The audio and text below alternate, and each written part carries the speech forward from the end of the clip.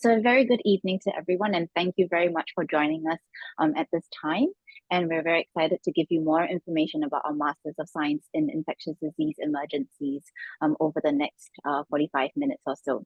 So my name is Louisa. I'm the Deputy Director of the Center for Infectious Disease Emergency Response in National University of Singapore, and I'm the co-program director for this Masters of Science. And today we have our program director, as well as director for CIDER, Professor Dale Fisher, with us in the webinar, as well as our education specialist and senior lecturer, Dr. Claire Canning. At the back end, Belle, our very capable assistant manager, is also providing us with administrative support.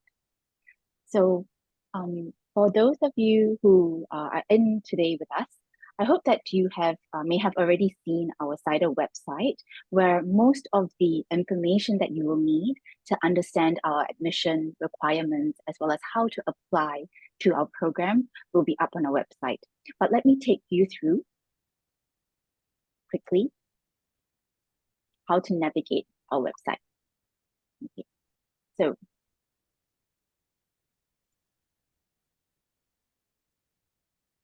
all right. So it's quite easy to find us. If you type NUS CIDER, as you can see, we will probably be hopefully the first search that you come up with. And you can already see over here, if you can see this, you can see our products, which you can directly click into. But if you want to know a little bit more about our center as well, you can directly click into the CIDER main website. And to know more about the masters, you can go to the education tab where you will see the MSc and IDE. And over here, you will find a brochure that you can download, which will lead you to, again, most of the information about our course, including the courses that we offer, our core courses and our elective courses, as well as you will find some information about our course leads. Not all our course leads and faculty are listed here, but for more faculty, you can visit our CIDER website as well. And then over here, you can see the basic admission requirements, academic qualifications, including professional experience, language proficiency, and the documents you need. Our fees are also listed here, and as well our application timeline. So over here, there are more subtabs that you can navigate through, and you can see in more detail our curriculum. Now, we've also just updated our curriculum page to include more information about the exact dates or the intended dates for our semesters.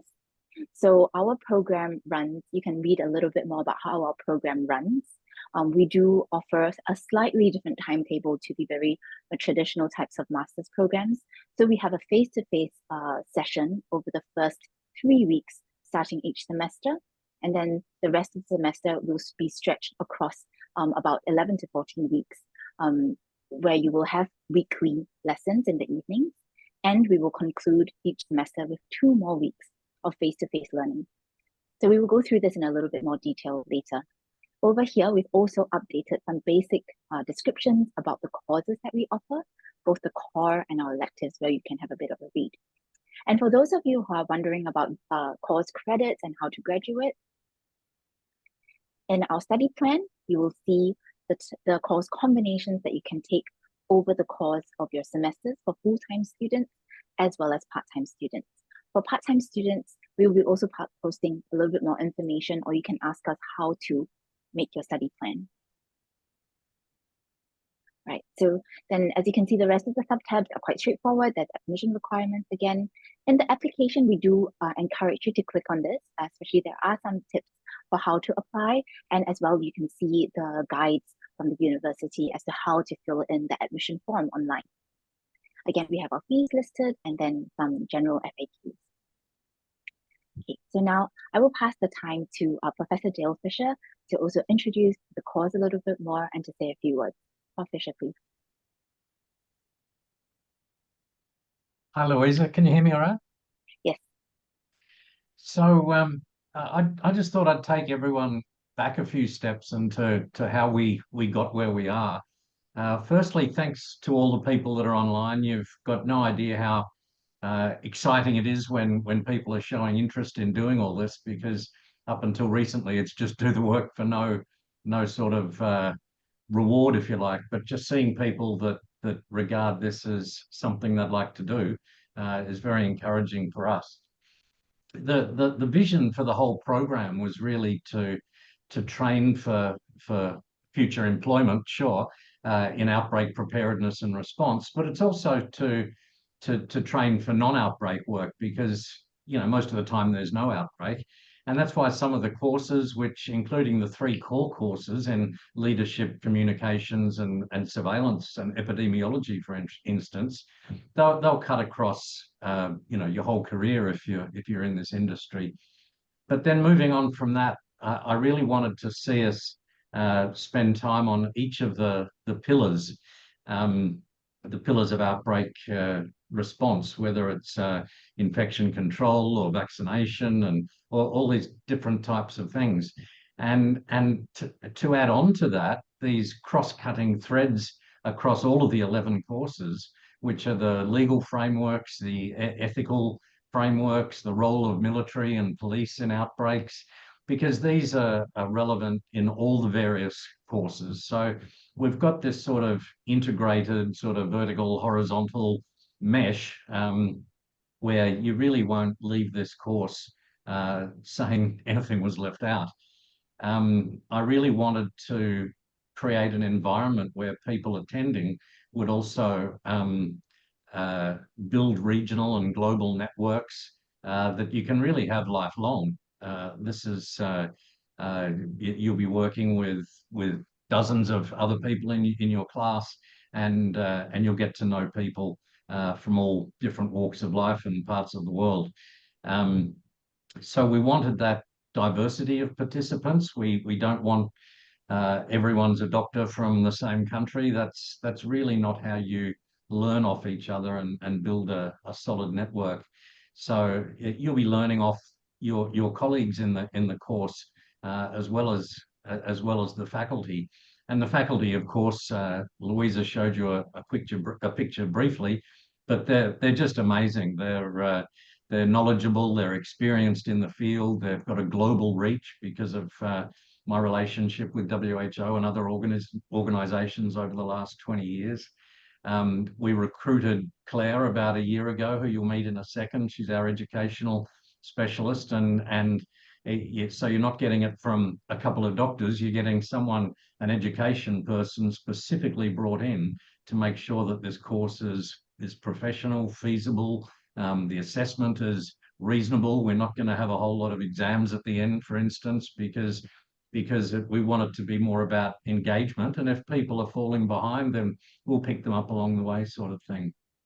The schedule, as Louisa said, is quite novel, and we've done that deliberately to allow people to return to their homes rather than saying they have to live in Singapore for the whole year. This obviously helps your employment. You can keep your job. Your family will probably be happy, and obviously the costs of living in Singapore are not cheap. So we think that schedule is very customer centric and unusual, and it's certainly got some eyebrows raising, and other courses thinking maybe we should do that as well. Just another couple of things about the course was you're not going to come along and only learn how Singapore does things, because we've got so many people from so many faculty from other countries. We're deliberately setting the course so that some of the course work that we'll ask you to do, particularly when you go back home, will be related to your own countries. So you're actually going to learn about your own health systems, your own Infectious Diseases Act, all these types of things, and how things are done in your country if you're not from Singapore. And we're also arranging for mentors and other senior health officials in other countries that will recruit and provide for you as a resource at those times. So, Louisa, I think you sort of covered the schedule reasonably well. I think I'd just like everyone to know, because one of the questions that comes through is how big is the commitment? And NUS, being a sort of a top 20 university in the world, has got very strict rules on this. And that goes to making the degree, in my view, more valuable, actually, than many of the other sort of remote learning, distance learning masters that you might be able to get from other universities. Each of the 11 courses, you'll have to do 10 courses, but each of the 11, each course you do has to have 40 hours of contact time. And 60% of that has to be face-to-face. The rest can be virtual. And there's also said to be 90 hours, in inverted commas, of non-contact time where you're sort of doing your own research, your own preparation, and coursework. So I think that's why we've had to do the schedule this way. Other courses, I think you'll find you have to live in Singapore and they do a couple of hours every day. We've got, as you can see there, basically, is that the, yeah, this one. You can see that there's 3 weeks up front, which is quite intense, full 8-hour days. Then you'll go home, which may be Singapore, but that's okay, for 14 weeks. And we'll, during that period, we'll be having maybe 2 on average evening 2-hour sessions. So it's not particularly demanding every week. So there'll be about 4 hours contact time per week. And that'll also align with some of the work you've been doing as self-directed learning. And then you'll come back for 2 weeks, also intense sort of closing out.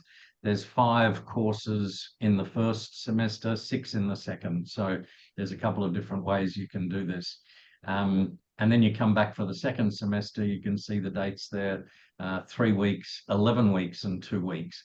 Why are they different sizes? Actually, rooms at the university are not, there's a lot of competition from undergraduate programs and other master's programs. So we're going to delve slightly outside of the university academic year, and that gives us absolute access to all these places. And I should think also the lunch queues will be shorter. So I think that's all I really wanted to say by way of an opening. I've got some of the questions here which I could answer. Louisa, do you want me to go to the questions or let Claire have a talk about the nature? I vote for let Claire talk about how we're going to deliver this. I agree. Good evening, everybody, and thank you, Dale and Louisa, and welcome to this webinar. We're very excited to host you. So this master's degree program will get off the ground next August. We're very excited to introduce a program that marries both the traditional didactic learning approaches, which we agree are important when foundational knowledge needs to be transferred. But we also recognize that you as participants are coming from different regions with varying degrees of expertise in outbreak preparedness and response with your own contexts. And we're leveraging on this with a strong approach to adult learning strategies.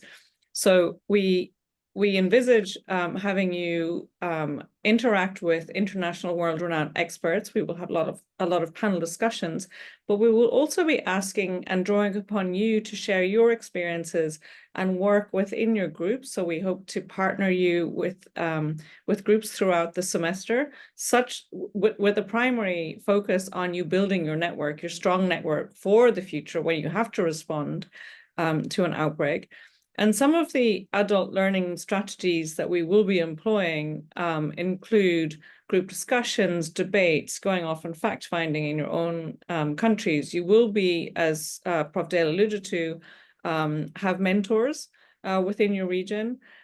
We hope to have debates. We hope to have, lots of kind of hands-on experiential discussions, hearing from internationally renowned world experts that we will be flying in face-to-face and some virtual, sharing real stories of, what people have been through, through the last few decades and what we anticipate. And a lot of the anticipation and looking to the future draws upon the role of technology. So we'll be utilizing some gamification, some VR, AR, possibly AI.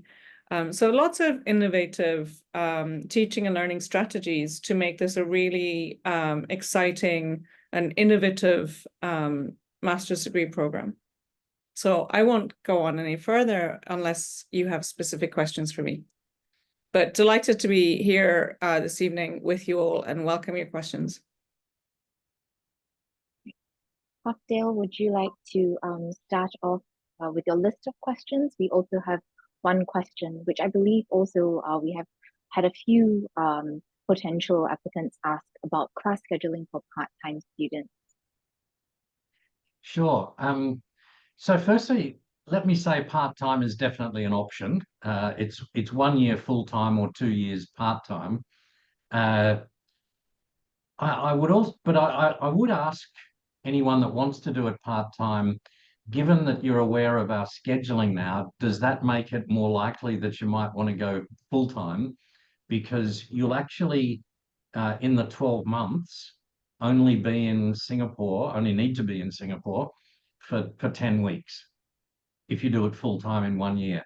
So this may mean that it's a little bit easier in terms of work and family and things like that.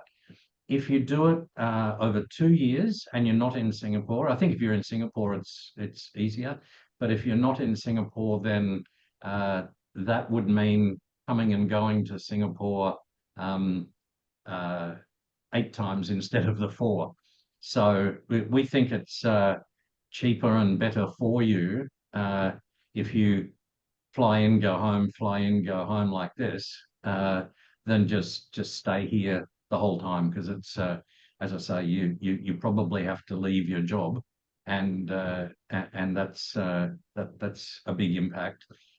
Plus accommodation for a year is not cheap. So, but having said all that, if you still choose to go part-time, then I think you just look at the schedule and you pick if you want to do five of the courses in year 1 and 5 of the courses in year 2, then we don't expect that we'll be changing that around. So you can look at what you want in semester 1 year 1, what you want in semester 2 year 1, and then what you want in year 2 semester 1 and year 2 semester 2 to make up the 10 courses. So it's just a little bit of planning, but it shouldn't be complicated. And if you've got if anyone that's thinking of part-time has got any specific questions or special demands, like do they want to do it in 18 months or something like that, then by all means write into us. We'll make sure that whatever you want is doable and sort of legal for the university. But in fact, we had this question today and we were discussing it, and we found that you can, if you go part-time and it's 2 years, you can do all the courses in the first 3 semesters, if you like. And even though you don't graduate till the end of the 4th semester, you could have done everything by then. Perhaps another downside is the intense weeks, which are now solid. You would have time off during that. So you might have 3 days in the first week and 2 days in the second week and 4 days in the third week. It could be a little bit like that, but that could suit you. So I hope that, and if there's more questions about part-time, put it up in the chat. But in case you can't get the sense, we're into enabling people and making it, it's outbreak response, right? You've got to communicate well, you've got to be adaptive. So that's our option. Another question said, I have a Bachelor of Arts in Public Policy and Global Affairs, but have been working in the healthcare sector since May 2020. Could my working experience be counted as the admission requirements? So, the admission requirements are really case-by-case basis. We strongly want an undergraduate degree rather than just going into a postgraduate degree, but we've already discussed with some people exceptions to that because they're simply so experienced already that you couldn't really send them back to do an undergraduate degree. So we may even break that rule. But the aim is that you've got some sort of health sector undergraduate degree, and you've been in the workforce for a couple of years, so you've got those experiences that you can bring to the course. So my answer to this question is that absolutely, this person is the kind of diversity I think we're looking for.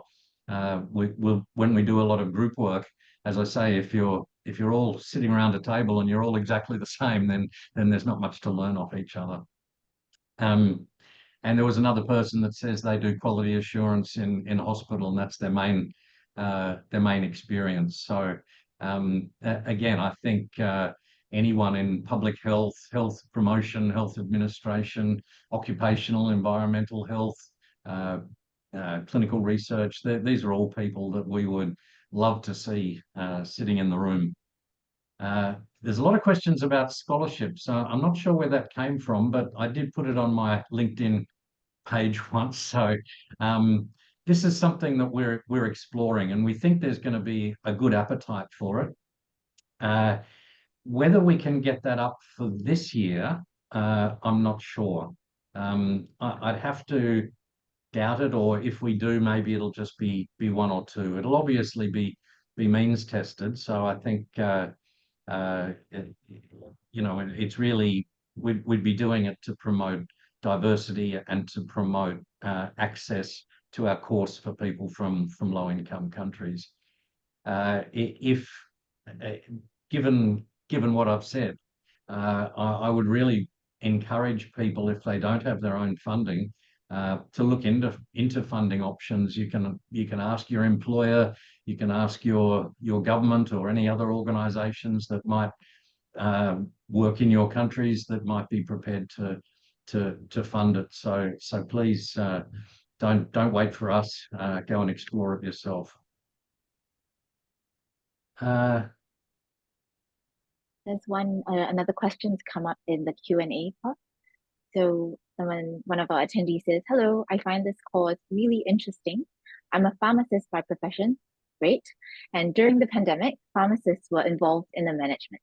How can this program help further develop us to better support hospital teams in future such emergencies?" Listen, so thank you. Pharmacists, if you think about it, most people in health leadership come from some aspect of healthcare. I think a pharmacist that says, "I'm happy just standing behind a counter in the pharmacy dishing out drugs all the time," this program probably won't help you a lot. It'll help you in those generic things like leadership and communications and things. But if you have any interest in policy, policy development, research, anything like that, research during pandemics, pharmacists can do a lot more than what they're conventionally trained for. So we would 100% welcome any health discipline, and again, that's the diversity that we're really looking for. Louisa, did you want to add anything to that? No, I think you summed it up perfectly. And again, just to add on the point that we really would like to see our course participants, our students, come from various different backgrounds. But I think the way that our course is structured is exactly for you to interact and share your own stories from, the different aspects or the different perspectives that you may have seen. We've had pharmacists and other allied health step out of their roles during the pandemic and help in all sorts of other tasks and roles throughout the outbreak response. So that it is a perfect opportunity for everyone to interact and to share your stories and to learn from each other. What were the challenges that you faced? Because we don't want to be stuck in our own silos. So that's a perfect kind of environment that we want to create, and that's why we really do encourage and we do want the diversity of the students in our course. So the next one, do you think it will be challenging for an individual that has less than 2 years of experience in research? we're not asking for 2 years of experience in research. You don't have to have done any research to do this course. We're asking for 2 years of experience in the workforce, basically. So that could be research, that could be clinical work, it could be as a pharmacist, because what it means is that you've just got a few more experiences than someone that's coming from fresh undergraduate. Now, again, this is what we are saying we'd prefer. But even someone coming straight from undergraduate, if they give the right pitch and you can see that their aspirations are fine and there's a reason they want to do the course now, then we would certainly consider taking them. We may also say, why don't you go and do some work for 2 years and then do the course then when you might get a bit more out of it. But no, I hope that answers the question. If you've done research, great. If you haven't, you can't have done everything, but one of the courses is about research in pandemics. So, and it's a completely different beast to research in normal time.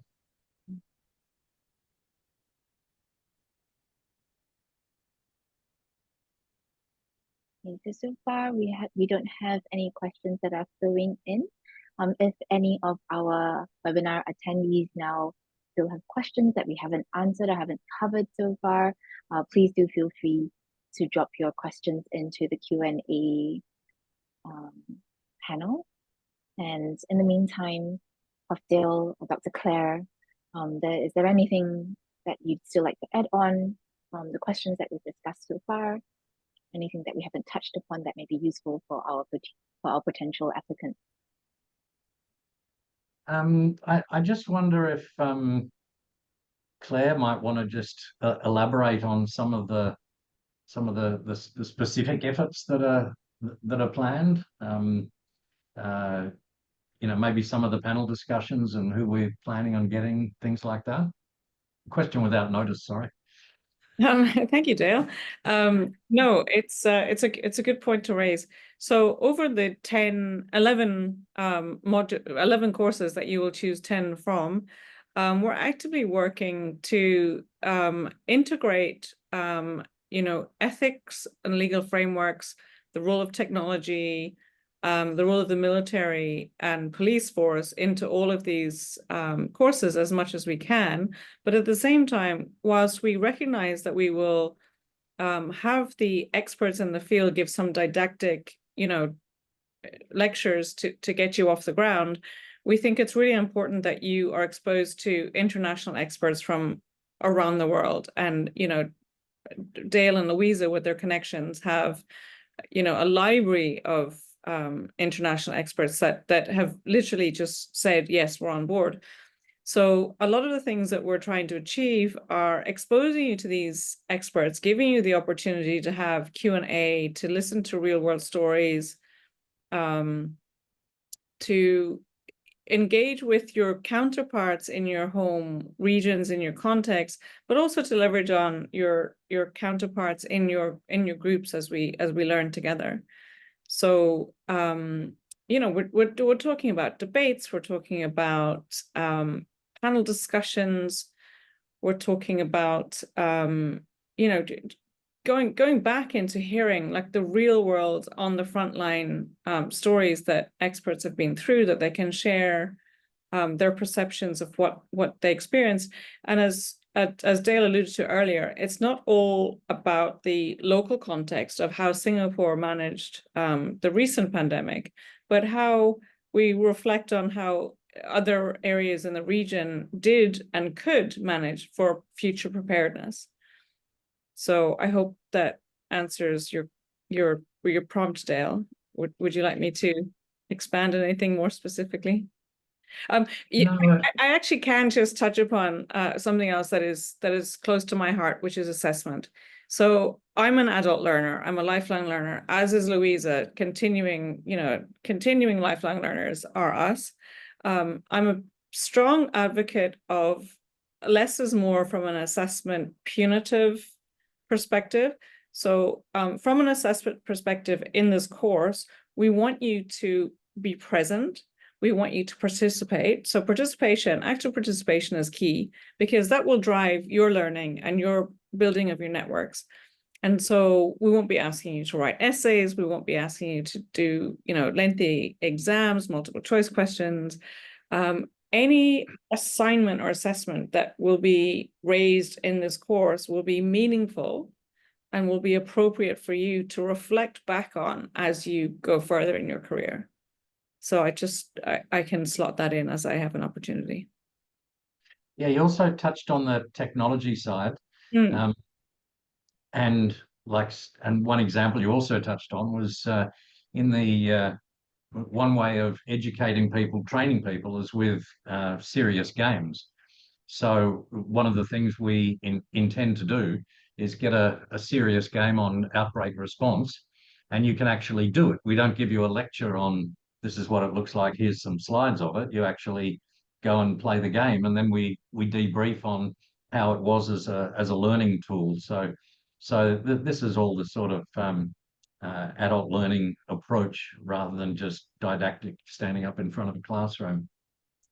Are there any plans set out for graduates of the inaugural intake for now?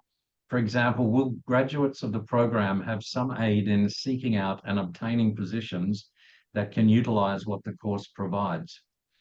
So my answer to that is that I firmly believe that a Masters of Science in Infectious Disease Emergencies from NUS with the faculty that are planned will be an enormous help to you getting a job either in an international organization such as WHO, Médecins Sans Frontières, International Federation of Red Cross, or national institutes, the Ministry of Health, the National Public Health Institutes. So I think already that will put you a step ahead if you've taken a year off to learn about this.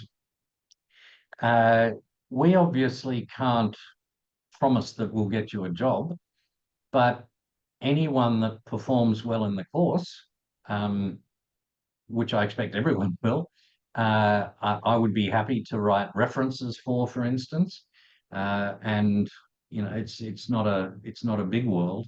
But remember, I think it doesn't all have to be about expertise in outbreak response, right? A lot of the organizations I just said are really into outbreak response, but you'll have extra skills in Ministry of Health, for instance, because you've done this. You don't have to be doing outbreaks. You can still apply this to communicable disease surveillance and things like that. So, and obviously the communications and leadership, we've got some great people lined up in those. So I think it's not really a yes or no answer to the question, but having some aid, I think already the Masters is an aid, and I would have no problem writing a reference for someone that's been a good performer. Can I add on to that, Dale? In that, whilst we're encouraging the participants to interact and contribute to the learning and learning from each other and with each other, it's a huge opportunity to build your local network with your co-participants, but also with the faculty that Dale and Louisa have recruited internationally. These are your network. So you're going to be building, pretty significant, strong networks with your faculty. You're not a student, you're a learner, you're an active participant. So your network is not just your co-participants, it's the faculty that you're working with. So I think that is an opportunity that you can leverage on and walk away from with Dale's, highly, recommended letter, but also the opportunity to work with, your peers. And your peers are your learners, but they're also your faculty. And actually your peers could say, I'm going to talk to my boss about getting you a job at our place. It's the network, you're right. Wish I'd have thought of that. But I can definitely attest to that. And Dale and Claire would know this, that throughout the course curriculum development, I've said more than once that if I were able to go back in time and this course existed before COVID, that would be something that I read the first to raise my hand and sign up for. So I think what this attendee also is meaning to ask is, using the skills of what you learned during the course in general, how can that aid you in your job? And there are a diverse range of roles that you may be already working in that you may plan to, want to apply for. And as Prof. Dale and Dr. Claire have already shared as well, the course content, but as well as the network that you can gain are really valuable. And I think that you will find that, it will come naturally that you will be propelled to, know what the jobs, where to look for the jobs that you're suited for, that you want to find as part, of after graduating from the course. Yeah. And just to add on to Louisa's aspiration to, join this course, we actually have some faculty members who have said to me personally, possibly Dale, you weren't involved in some of those conversations as we were looking at content. They were like, "Can we sit in on this? Like, can I sit in on this, course? Can I sit in this module? I'm really excited about this."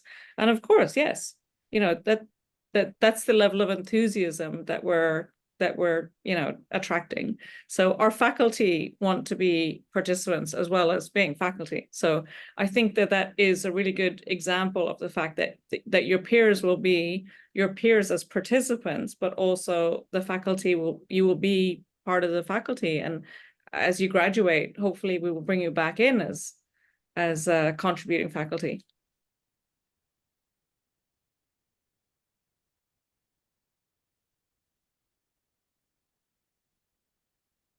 Okay, I think that there are so far no more questions coming in. I think we've actually covered a lot of ground. I'm quite amazed that we've managed to do this in this time so far.